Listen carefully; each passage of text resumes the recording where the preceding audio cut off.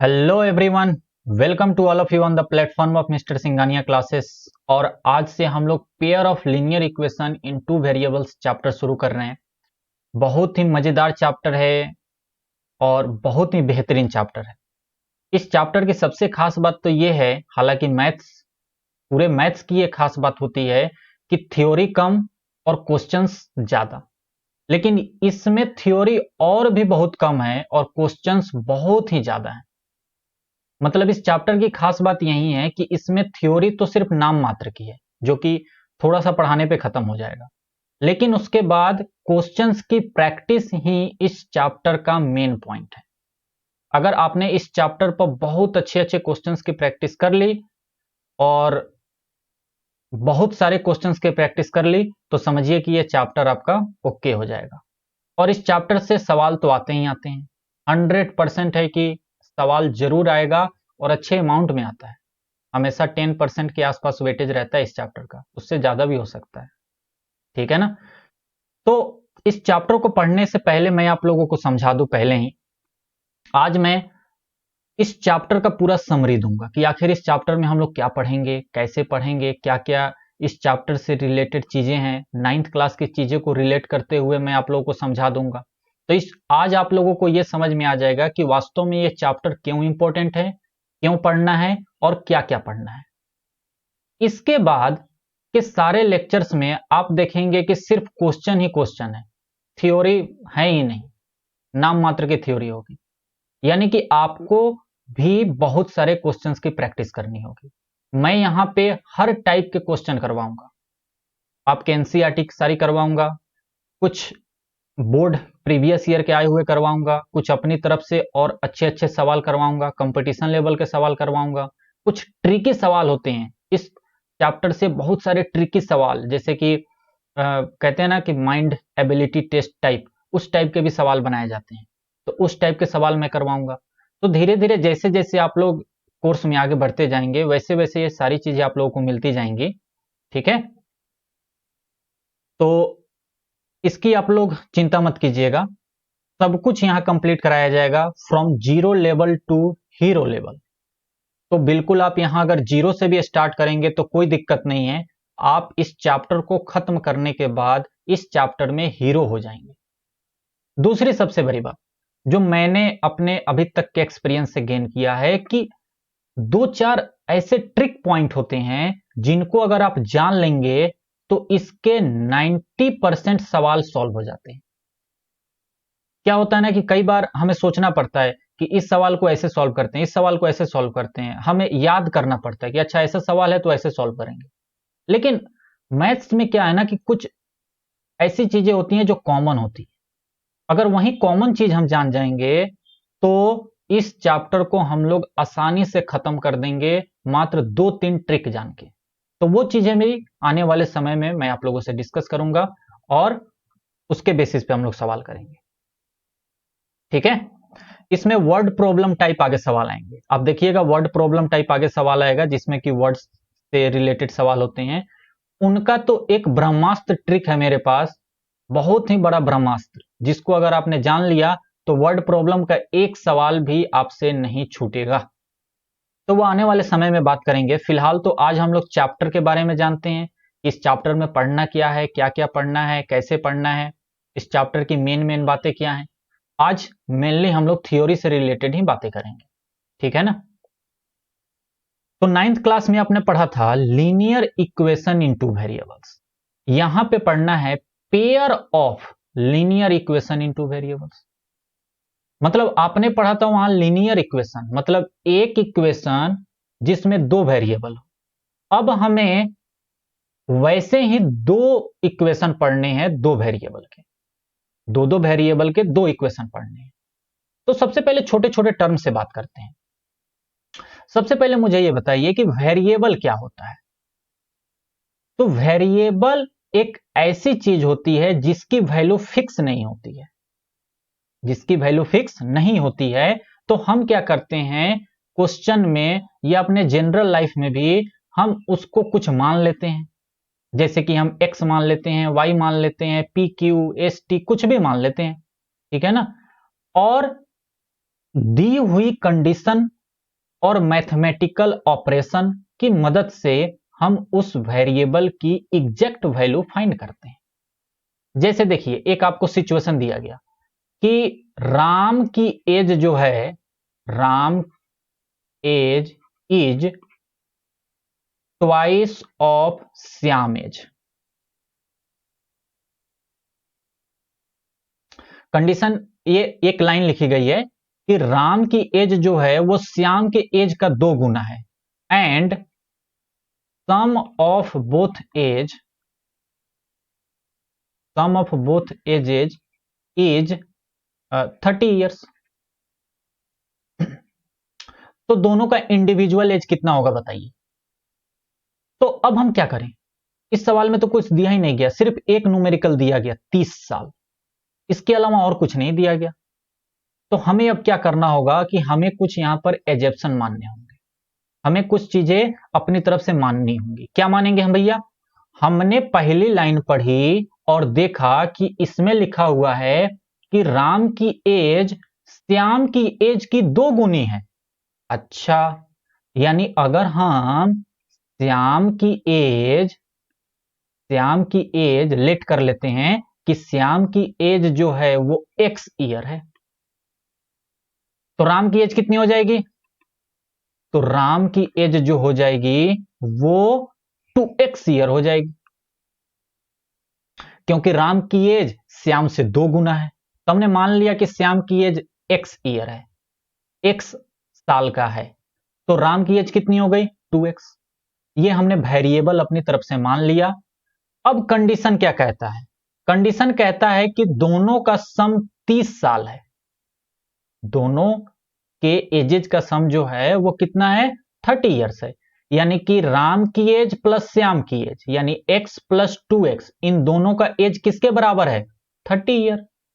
अब इसको सॉल्व कर लो, 2x plus x 3x equal to 30, यानी कि x की वैल्यू आ गई 10, यानी कि श्याम की एज हो गई 10 साल और राम की एज हो गई 20 साल। क्या बात समझ गए? तो ये वेरिएबल का कमाल है। वेरिएबल हमें इसलिए मानना होता है ताकि कि हम अपने सवाल को इजी कर लें। वेरिएबल मानना है, उसका कंडीशन लेना है और उसको आगे फर्दर सॉल्व करना है। तो इस सब्जेक्ट में, इस चैप्टर में हम लोग यही सीखेंगे कि हमें वेरिएबल कैसे मानना है और दिए हुए कंडीशन को कैसे सोच के उस कंडीशन को एप्रोप्रिएट कंडीशन हम लगाएं कि हमारा सवाल सॉल्व हो जाए। क्या यहां तक कुछ बातें अभी तक क्लियर हो रही हैं ना? अब आगे चलिए।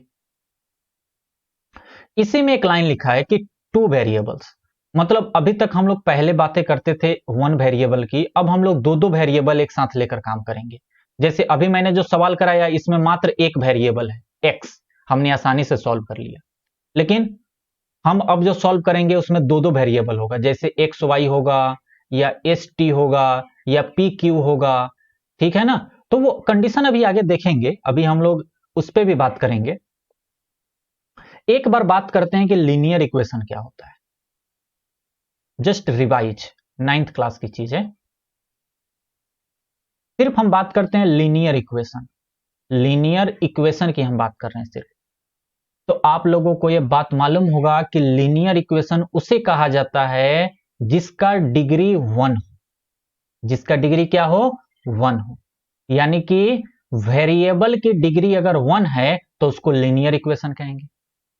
अब लीनियर इक्वेशन 2 तरीके का हो सकता है, अभी तक जो हमने पढ़ा है, अभी तक हमने जो पढ़ा है।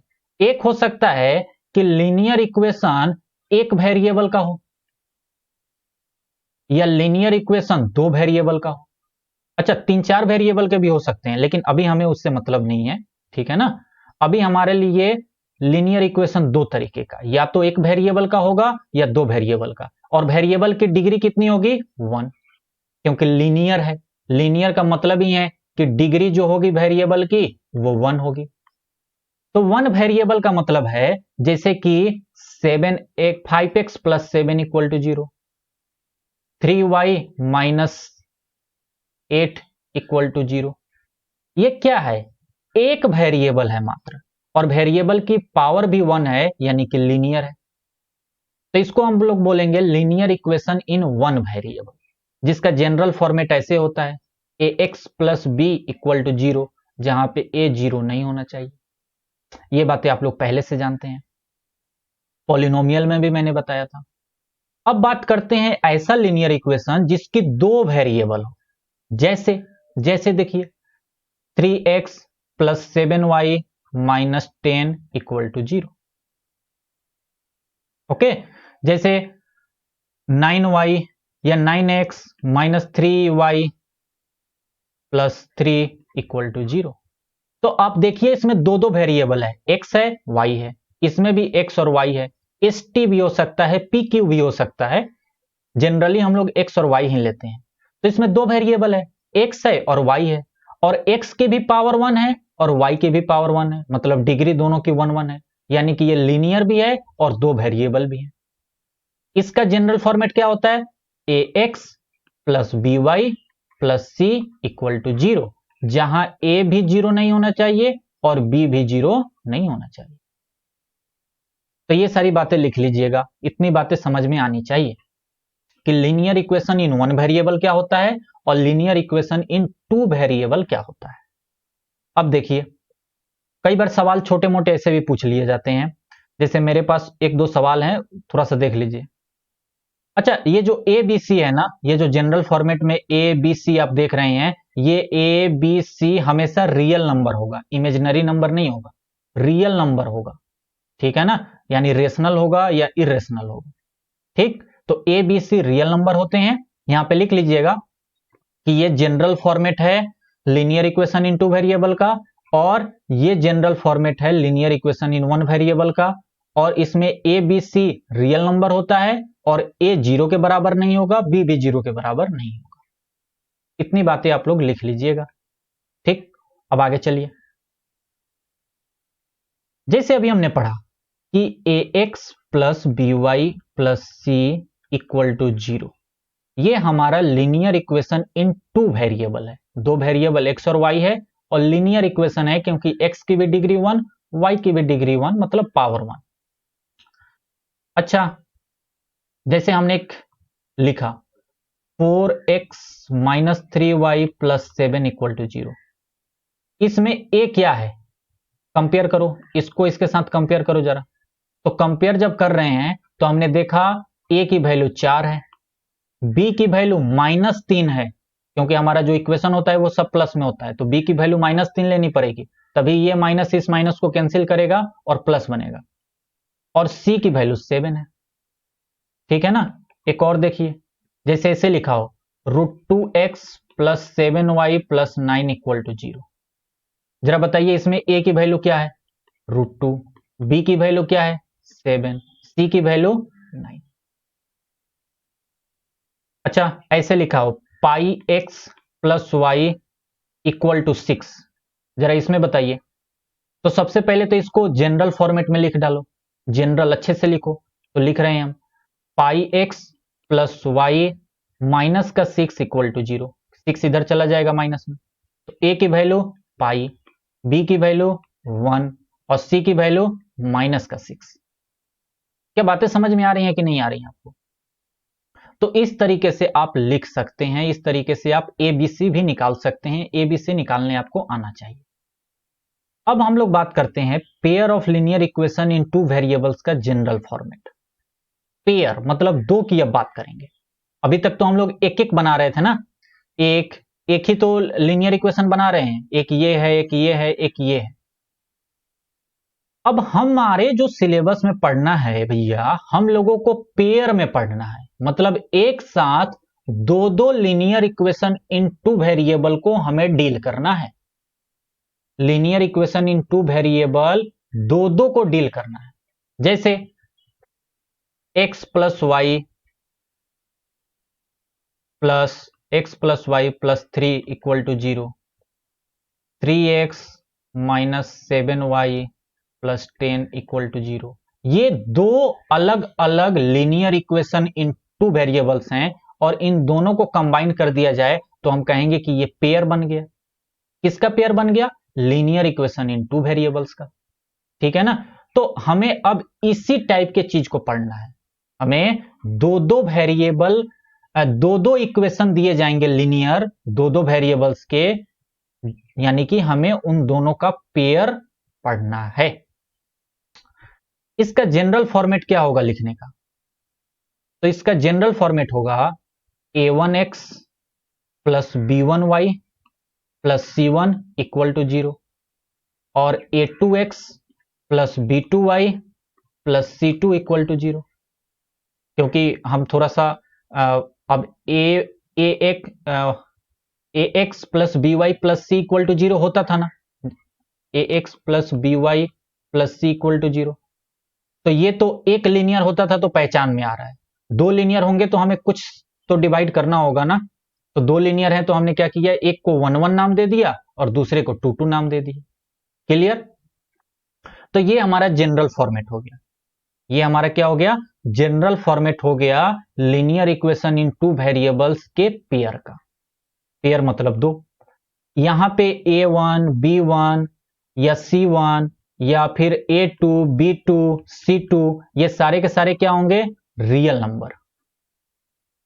और a1 भी 0 के बराबर नहीं हो सकता, b1 भी 0 के बराबर नहीं हो सकता, a2 भी 0 के बराबर नहीं हो सकता और b2 भी 0 के बराबर नहीं हो सकता। जैसे मैंने इसके कंडीशन में लिखवाया था ना कि a b c तीनों रियल नंबर होंगे और a भी 0 नहीं होगा और b भी 0 नहीं होगा। सेम वही बात यहां पे आ गई। क्या इतनी बात समझ में आ रही है? आई होप आप लोगों को इतने डिटेल और एक एक पॉइंट समझा रहा हूं, अच्छे से समझ में आ रहा होगा। अब आगे देखिए। अच्छा, एक बार फिर से बैक जाते हैं, फिर से हम लोग 9th की तरफ जाते हैं। ओके, ये तो हमने अब समझ लिया कि हमें इस टाइप की चीजों से डील करना है, हमें दो दो लीनियर इक्वेशन पढ़ना है। दो मतलब जो दो दो वेरिएबल के दो दो लीनियर इक्वेशन हमें पढ़ना है। अब थोड़ा 9th में बैक जाओ और जरा सोचो कि जब हमारे पास एक लीनियर इक्वेशन होता था, दो वेरिएबल का एक लीनियर इक्वेशन होता था, तो हम उसके सॉल्यूशन कैसे निकालते थे? देखिए, मैं बात कर रहा हूं अब solution of a linear equation in two variables. एक लीनियर इक्वेशन, दो वेरिएबल का एक लीनियर इक्वेशन, उसकी सॉल्यूशन कैसे निकालते थे? ठीक है ना? जैसे एक एग्जांपल ले लीजिए। जैसे मैंने एक एग्जांपल ले लिया, x plus 2y minus 6 equal to 0। ये एक लीनियर इक्वेशन है, दो वेरिएबल का है। ठीक है, इसके सॉल्यूशन कैसे निकालते थे? जरा याद कीजिए अपने 9th के कंसेप्ट को। इसके सॉल्यूशन हम ऐसे निकालते थे कि हम यहां पर x और y की ऐसी वैल्यू रखें कि left hand side equal to right hand side हो जाए। देखिए, इस पूरे चैप्टर में हम लोग यही काम करेंगे कि लेफ्ट हैंड साइड को राइट हैंड साइड के बराबर करेंगे। तो यानी हमें x और y ऐसा चाहिए कि हम यहां रखें x की वैल्यू और यहां रखें y की वैल्यू और इन सबको सॉल्व करें तो 0 के बराबर आ जाए। इन सबको सॉल्व करें तो क्या आ जाए? 0 के बराबर आ जाए। अच्छा, तो वो निकालने के लिए हम क्या वहां ट्रिक अप्लाई करते थे? यानी कि हमें हर हाल में x और y की वैल्यू चाहिए। अगर हमें x की वैल्यू मालूम चल जाए, y की वैल्यू मालूम चल जाए, तो हम दोनों को यहां रखेंगे और उसको left hand side equal to right hand side कर देंगे, हमारा काम खत्म। ठीक है, तो इसके लिए हम लोग क्या करते थे कि हम लोग y के टर्म्स में सारी चीजें लिख लेते थे। जैसे कैसे? देखिए, x plus 2y equal to 6, 2y equal to 6 minus x, y equal to 6 minus x divided by 2। y के टर्म्स में सारी चीजें हमने लिख लिया। और एक हम लोग टेबल बनाते थे। एक हम लोग क्या बनाते थे? टेबल बनाते थे, और उसमें हम लोग x की वैल्यू कुछ रखते थे तो y की वैल्यू कुछ ना कुछ आ जाती थी। ठीक है ना? जैसे देखिए, हमारे दिमाग में आया कि x की वैल्यू 0 रखो। आया हमारे दिमाग में कि चलो x की वैल्यू 0 रख के देखते हैं y कितना आएगा। तो जैसे ही x की वैल्यू 0 रखा तो y की वैल्यू आ गई 6 माइनस 0 डिवाइडेड बाई 2, यानी कि 6 माइनस 2 यानी कि 3। यानी कि x को जब हमने 0 रखा तो y हमें 3 मिला। ओके, और देखिए, अब हमारे दिमाग में आया चलो x की वैल्यू 1 रख लो या x की वैल्यू 2 रख लो। अच्छा, x की वैल्यू 1 रखोगे तो 6 माइनस 1 5 बाई 2। अच्छा नहीं आ रहा है, 5 बाई 2 पॉइंट में जा रहा है चीजें। तो क्या ना करें कि हम x की वैल्यू 2 रख लें। बिल्कुल, x की वैल्यू 2 रख लो। तो जैसे ही x की वैल्यू 2 रखा तुमने देखा कि 6 माइनस 2 डिवाइडेड बाई 2 यानी कि 4 डिवाइडेड बाई 2 यानी कि 2। अरे x की वैल्यू हमने 2 रखा, x की वैल्यू हमने 2 रखा तो y की वैल्यू भी 2 मिल गई। एक और देखो, एक और ले लेते हैं। अब अगर x की वैल्यू तुमने 3 रखा तो 6 माइनस 3 डिवाइडेड बाई 3 ये फिर पॉइंट में आ जाएगा, तो 3 छोड़ो, 3 को गोली मारो। माइनस में भी रख सकते हो, -1 -2 -3 रख के देखना, पॉइंट वाले को नेग्लेक्ट करने की कोशिश करना। सो ऐसी चीज रखना कि जिससे कि एक इंटीजर वैल्यू आ जाए, ठीक है ना, ताकि हमें ग्राफ बनाने में दिक्कत ना हो। तो चलिए x की वैल्यू हम लोग ऐसा करते हैं कि -2 रख लेते हैं, तो y की वैल्यू कितनी आ जाएगी, 6 माइनस -2 डिवाइडेड बाई 2, तो ऊपर हो गया 6 प्लस 2 डिवाइडेड बाई 2 यानी कि 8 बाई 2 यानी कि 4। यानी कि जब हमने x की वैल्यू -2 रखी तो y की वैल्यू कितनी आ गई, 4। ऐसे करके आप बहुत सारे x और बहुत सारे y निकाल सकते हो, लेकिन 2-3 निकालना सफिशियंट होता है। 2-3 निकालने के बाद हमें अंदाजा लग जाता है कि हम करने वाले क्या है, ठीक है ना। अब इसका हम लोग 9th क्लास में ग्राफ भी बनाते थे। कैसे ग्राफ बनता था, ध्यान से देखिए। अच्छा, अब मुझे यहां पे एक पॉइंट बताइए जरा, एक बहुत ही सिंपल सा पॉइंट समझा दीजिए आप मुझे। आप ध्यान दीजिए, यहां बहुत ध्यान दीजिएगा। हमें जो x और y चाहिए था इस left hand side equal to right hand side करने के लिए, ये left hand side equal to right hand side करने के लिए, वो तो हमें मिल गया ना। x की वैल्यू 0 और y की वैल्यू 3 रखो, इस इक्वेशन में रखो जरा। x plus 2y minus 6 equal to 0 में जरा इसमें x की वैल्यू 0 और y की वैल्यू 3 रखो, तो x की वैल्यू 0, y की वैल्यू 3 और ये माइनस का 6, और इधर तो 0 है ही, तो 0 प्लस 6 माइनस का 6 और 6 से 6 यानी इधर भी 0। Left hand side equal to right hand side, यानी कि 0 x की वैल्यू और 3 y की वैल्यू हमारा एक सॉल्यूशन हो गया इस सवाल का। इस सवाल का हमारा 0,3 यानी x की वैल्यू 0 और y की वैल्यू 3 हमारा सॉल्यूशन हो गया। सेम वैसे ही 2,2 भी हमारा सॉल्यूशन हो गया। x की वैल्यू 2, y की वैल्यू 2 रखो, देखो तुम्हें फिर से दोनों तरफ 0 0 मिल जाएंगे। -2,4 भी हमारा एक सॉल्यूशन हो गया। x की वैल्यू -2 रखोगे, y की वैल्यू 4 रखोगे, सॉल्व करोगे, तुम्हें लेफ्ट हैंड साइड भी 0 मिल जाएगा और राइट हैंड साइड तो 0 है ही। तो यानी कि ये हम सॉल्यूशन निकाल रहे हैं, ये हम क्या निकाल रहे हैं, सॉल्यूशन निकाल रहे हैं। तो इससे एक बात और सामने आ गई। क्या बात सामने आ गई कि भैया जो लीनियर इक्वेशन होगा दो वेरिएबल में, उसके बहुत सारे सॉल्यूशन हो सकते हैं। देखो इस लीनियर इक्वेशन का x plus 2y minus 6 equal to 0 के 0,3 भी सॉल्यूशन है, 2,2 भी सॉल्यूशन है, -2,4 भी सॉल्यूशन है, और हम x की वैल्यू लें और y की वैल्यू आएगी वो भी हमारा सॉल्यूशन हो जाएगा। तो ये बात याद रखना कि एक linear equation in two variables have infinitely many solution. ये बात लिख लो कि अगर एक लीनियर इक्वेशन दो वेरिएबल का होगा, एक लीनियर इक्वेशन दो वेरिएबल का होगा तो उसके बहुत सारे सॉल्यूशन आ सकते हैं, ठीक है ना। अगर एक होगा तो, पेयर की बात अभी नहीं कर रहा मैं, जो हमें पढ़ना है, हम 9th की बातें कर रहे हैं, बहुत सारे होंगे। इसको ग्राफ पर कैसे बनाते थे हम लोग x की वैल्यू ये 0, ये 1, ये 2, ये 3 और ये y1 y2 y3, फिर इधर भी चला जाता था -1 -2 -3 में, और ये -1 ये -2, तो 0,3 ये x की वैल्यू 0 और y की वैल्यू 3, एक पॉइंट यहां आ गया, x की वैल्यू 2 y की वैल्यू 2, x की वैल्यू 2 y की वैल्यू 2, बस इतना ही अगर तुम निकाल लेते हो तो भी तुम्हारा काम हो जाएगा, ठीक है ना। इतना ही अगर तुम ले लेते हो तो इन दोनों लाइन को मिला दोगे, तुम्हारा ये ग्राफ बन गया,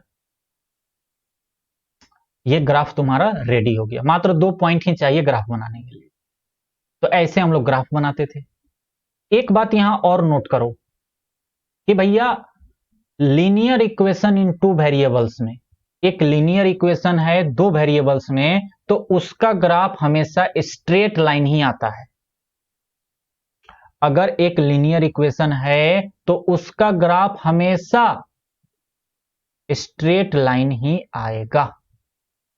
क्या इतनी बात समझ में आ गई? अब आगे चलो। अभी हम लोगों ने एक लीनियर इक्वेशन का सॉल्यूशन देखा जो कि दो वेरिएबल का था। अब हम लोग करेंगे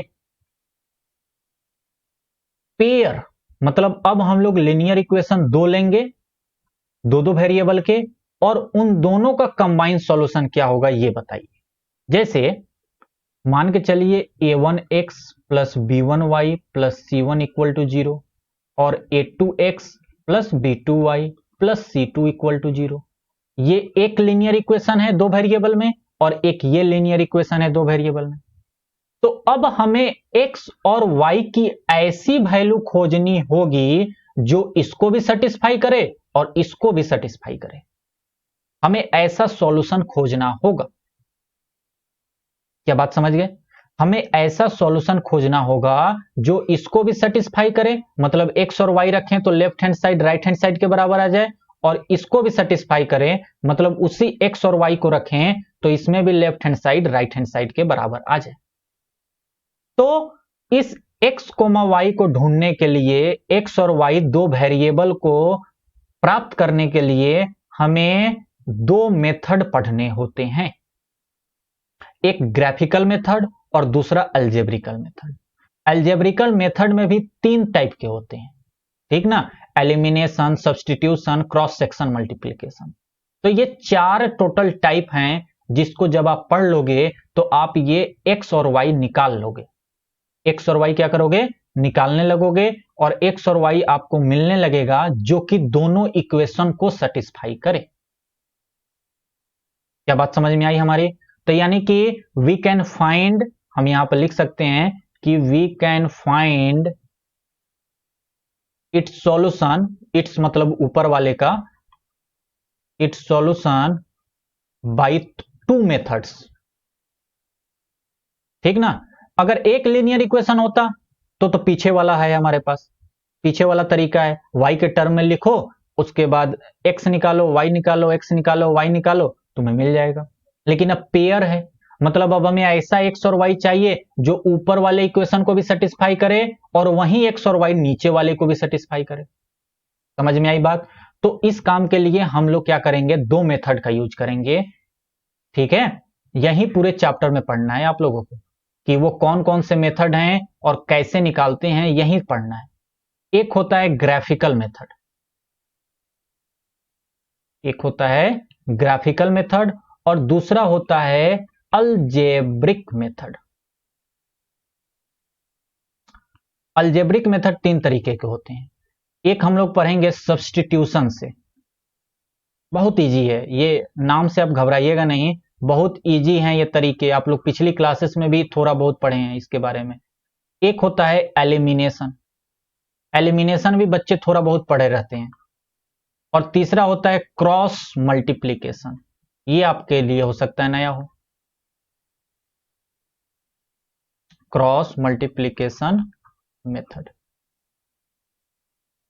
मल्टीप्लिकेशन, ठीक है स्पेलिंग। तो हम लोग ये चार मेथड पढ़ेंगे, ग्राफ का और तीन ये। इस चारों मेथड को पढ़ के हम लोग इस x और y की वैल्यू निकालेंगे जो दोनों को सेटिस्फाई करे, मतलब पेयर को सेटिस्फाई करे, लीनियर इक्वेशन के पेयर को सेटिस्फाई करे। क्या बात समझ में आ गई? तो हमें यही फाइंड करना है, हमें x और y फाइंड करना है, ठीक है ना? अच्छा, अब यहां पे जरा एक बात ध्यान से समझिए, बहुत ध्यान से समझिएगा, बिल्कुल कॉन्सेंट्रेट हो जाइए, बिल्कुल कॉन्सेंट्रेट और समझिए ध्यान से। भैया जो हम लोग नाइन्थ में करते थे, नाइन्थ में क्या करते थे? हमारे पास एक लीनियर इक्वेशन होता था, for example 3x plus 5 minus 7 equal to 0। Ninth में हमारे पास एक लीनियर इक्वेशन होता था, दो वेरिएबल का एक लीनियर इक्वेशन होता था। तो इसके बहुत सारे सॉल्यूशन आते थे, हमेशा इनफाइनाइटली मेनी सॉल्यूशंस आएंगे, बहुत सारे इनफाइनाइट सॉल्यूशंस आ जाएंगे, क्योंकि इसका जब हम लोग ग्राफ बनाते हैं तो ये ग्राफ जो है सो जैसे मान के चलिए इसका ग्राफ ऐसे बना, मान लेते हैं इसका ग्राफ ऐसे बना, तो ये बहुत सारे पॉइंट से होकर पास करेगा ना, तो यानी कि बहुत सारे पॉइंट से होकर पास करेगा, तो इसकी बहुत सारी सॉल्यूशन होगी। लेकिन अब अगर जब हम दो लीनियर इक्वेशन ले रहे हैं और ऐसा पॉइंट खोज रहे हैं कि वो दोनों के दोनों ऐसा एक्स वाई हमें मालूम चले कि दोनों के दोनों को सेटिस्फाई करे, मतलब दोनों के दोनों ग्राफ बनाने पर, दोनों लीनियर इक्वेशन के ग्राफ बनाने पर दोनों के दोनों ग्राफ पर वो लाई करे। बहुत सारी बातें मैं एक साथ बोल देता हूं, शायद आप कंफ्यूज ना हो जाएं। यानी कि जब हमारे पास दो लीनियर इक्वेशन होगा, हमारे पास दो लीनियर इक्वेशन होगा, अब हम लोग नए बात करते हैं। देखिए थोड़ा सा रुकिए, जरा इसको रफ कर दें। हट जा हट जा हट जा। ये पहली वाली बात समझ में आई ना, एक होगा तो बहुत सारे सॉल्यूशन होंगे, ये बात तो समझ में आ गई। अब जरा दो वाला देखिए, हट गया। दो वाला देखिए, अब मान के चलिए हमारे पास दो लीनियर इक्वेशन है जो कि हमें इस सिलेबस में पढ़ना है, पेयर, जैसे कि 3x minus 7y plus 10 equal to 0 और 7x minus 8y minus 5 equal to 0, कुछ भी है हमें नहीं मालूम। तो एक ग्राफ इसका आएगा जो कि स्ट्रेट लाइन होगा, और एक ग्राफ इसका आएगा जो स्ट्रेट लाइन होगा, आएगा ना। अगर हम अलग अलग बनाएं तो इस पहले वाले का भी एक ग्राफ आएगा और दूसरे वाले का भी एक ग्राफ आएगा। तो यानी कि अगर इन दोनों ग्राफ को हम एक साथ बनाएं, इन दोनों ग्राफ को, यानी कि ये स्ट्रेट लाइन और ये स्ट्रेट लाइन, दोनों स्ट्रेट लाइन को एक साथ बनाएं तो क्या क्या हो सकता है। तो दोनों स्ट्रेट लाइन को जब एक साथ बनाओगे तो हो सकता है कि दोनों एक दूसरे को एक जगह कट करें और ऐसे निकल जाएं। दो स्ट्रेट लाइन हो सकता है दोनों एक दूसरे को एक जगह कट करें, या ये हो सकता है कि एक स्ट्रेट लाइन है, दूसरा इसी के ऊपर आ जाए, दूसरा इसी के ऊपर कोइंसाइड कर जाए, या तीसरा कंडीशन हो सकता है कि दोनों हमेशा पैरेलल रहें, कभी आपस में मिले ही ना। इस तीन के अलावा कोई चौथा केस नहीं हो सकता है, मात्र यही तीन केस होंगे। क्या बात समझ गए? एक लीनियर इक्वेशन का स्ट्रेट लाइन और दूसरे लीनियर इक्वेशन का दूसरा स्ट्रेट लाइन, ये दोनों या तो एक पॉइंट पर मीट करेंगे, या तो दोनों आपस में कोइंसाइड हो जाएंगे एक दूसरे के ऊपर, या हमेशा पैरेलल रहेंगे। तो इससे हमें यह मालूम चला कि अगर हमारे पास लीनियर इक्वेशन है, अगर हमारे पास टू लीनियर इक्वेशन है, तो या तो उसका एक सॉल्यूशन होगा, या इनफाइनाइटली बहुत सारे सॉल्यूशन होंगे, या कोई सॉल्यूशन होगा ही नहीं, नो सॉल्यूशन। क्योंकि इस केस में यही एक पॉइंट है जो कि इस लाइन को और इस लाइन को, दोनों लाइन पे है, तो इसीलिए इसका एक सॉल्यूशन होगा। इस वाले में दोनों लाइन एक दूसरे के ऊपर बैठ गए हैं, यानी कि जिस जिस पॉइंट से एक लाइन पास होगी उसी पॉइंट से दूसरी वाली भी लाइन पास होगी, यानी कि दोनों सारे के सारे पॉइंट को सेटिस्फाई कर रहे हैं, इसका मतलब इनफाइनाइटली होगा। और तीसरी बात ये कि ये दोनों लाइन आपस में कभी मिल ही नहीं रहे हैं, यानी किसी एक कॉमन पॉइंट पे इन दोनों का कहीं मिलाप हो ही नहीं रहा है, यानी कि ये अलग अलग पॉइंट पे इसकी लाइन होगी और इसकी अलग अलग पॉइंट पे लाइन होगी, तो कॉमन तो कुछ आया ही नहीं। तो यानी कि कोई एक्स और वाई हमें ऐसा मिलेगा ही नहीं जो दोनों इक्वेशन को एक साथ सेटिस्फाई करे। तो हमारे पास तीन कंडीशन है, ठीक है ना। इन्हीं तीन कंडीशन के बारे में मैं आगे बात कर रहा हूं। हमारे पास तीन पॉसिबिलिटीज होंगी। पहला पॉसिबिलिटीज होगा कि जो पेयर ऑफ इक्वेशन है, मतलब दो लीनियर इक्वेशन जिसको अब हम पेयर ऑफ इक्वेशन बोलेंगे, हैव यूनिक सॉल्यूशन, यानी कि एक सॉल्यूशन हो, एक सॉल्यूशन हो, जो पहला केस बताया। या pair of equation have infinitely many solution हो, जब एक दूसरे के ऊपर ओवरलैप कर जाएंगे तो। या pair of equation have no solution, उसके पास कोई सॉल्यूशन ही ना हो जब दोनों पैरेलल हो जाएंगे तो इनका एक स्पेशल नाम होता है। वो स्पेशल नाम ये होता है कि अगर पेयर ऑफ इक्वेशन का कम से कम एक सॉल्यूशन है, एक है या बहुत ज्यादा है, तो इसको हम लोग बोलते हैं कंसिस्टेंट सिस्टम। क्या बोलते हैं? Consistent system. और अगर पेयर ऑफ इक्वेशन का कोई सॉल्यूशन नहीं है तो उसको बोलते हैं इनकंसिस्टेंट सिस्टम। उसको हम लोग क्या बोलते हैं? Inconsistent system. ये एक नाम है, एक मतलब कि पहचान का तरीका है। कंसिस्टेंट सिस्टम, हाँ मतलब वो कोई ना कोई सॉल्यूशन दे रहा है, एक दे रहा हो या बहुत सारे दे रहा हो, लेकिन सॉल्यूशन दे रहा है। और इनकंसिस्टेंट का मतलब वो सॉल्यूशन नहीं दे रहा है, कोई पॉइंट कॉमन नहीं है। बात समझ गए? तो कंसिस्टेंट और इनकंसिस्टेंट का मतलब यहां पे मैंने फिर से एक बार लिख दिया है कि consistent system of linear equation का मतलब होता है कि a pair of two linear equation in two variables is said to be consistent if it has at least one solution. कम से कम एक सॉल्यूशन है। और इनकंसिस्टेंट को हम लोग बोलेंगे कि have no solution at all, जिसमें कोई भी सॉल्यूशन ना हो। क्या मेरी बात समझ में आई? तो ये आपकी पूरी थ्योरी थी, ये आपका पूरा थ्योरी था, और इसी थ्योरी का यूज करके हम लोग आगे सवाल करेंगे। तो मैं आपको नेक्स्ट लेक्चर से ग्राफ से शुरू करूंगा।